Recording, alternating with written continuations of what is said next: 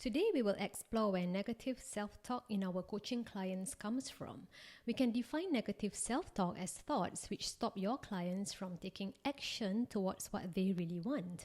As a result, they do not achieve their goals, they do not blossom to their fullest potential, and they fail to create the life that they want. They may end up feeling unfulfilled and unhappy.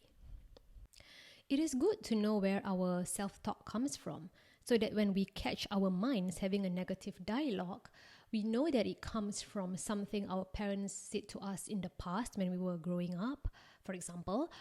And at the same time, when your clients can filter out thoughts which originate from other people, they may not be so affected by these negative thoughts.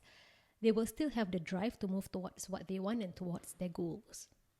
On the other hand, if we do not care where our self-talk comes from, our thoughts can control us. We will be slaves to our thoughts, essentially. And this is dangerous because our thoughts are not 100% correct. Negative self-talk can be harmful because it brings up feelings like fear, shame, anxiety, and self-doubt. If we let these negative thoughts and feelings run our lives, we will not grow as a person. So it's helpful to filter out which of our negative thoughts are planted in our minds by other people when we were growing up. There are plenty or many things which cause negative self-talk, but today we will focus on how our upbringing can produce negative self-talk in us and in our clients. When your clients have parents or caregivers who expect perfection from them or who only show love when they achieve some kind of success, this can really screw them up as adults. Let's explore the 3 childhood causes of negative self-talk. The first childhood cause of negative self-talk is hearing this message often. You are never good enough, there is always room for improvement. So this message can be said indirectly by parents, family members, teachers, or even friends. If your coaching client heard this message too many times when they were young, they may grow up to be perfectionists. They may not take action towards their big goals because they never think that they are good enough. Or they may overwork to be as close to excellence as possible. This trend is common amongst clients who come from families who value high achievements or if they were enrolled in top high-performing schools when they were young.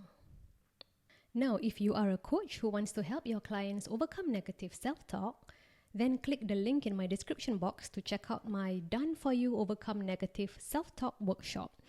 This workshop is already done for you, so you can conduct your own workshop by tomorrow and sell it to your audience. Now, with that out of the way, let's move on to the second cause of negative self-talk. The second cause of negative self-talk is experiencing conditional love when we were young. Some parents only give love and attention to their kids when their kids did something good. These parents may even reject or punish their children when they do not meet the parents' expectations.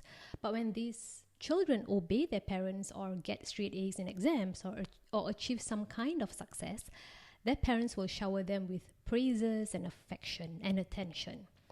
These kids may grow up to be adults who think that they have to be successful or achieve big things in order to get love and approval. It's actually quite sad when you think about it. The third childhood cause of negative self-talk is comparing. If your client's parents compared them endlessly when they were young to their siblings, cousins, or friends, they will feel that they are not worthy as individuals. They will feel as though they are living in their siblings' shadows or in someone else's shadows. They may even think that they have no identity of their own, and they may grow up believing that they have no unique talent or nothing valuable to offer to the world. They may not even be able to pinpoint what their strengths are, and there is also some lack of self-awareness in that aspect. Now, at this point of the video, you may be looking for tools to help your clients overcome negative self-talk.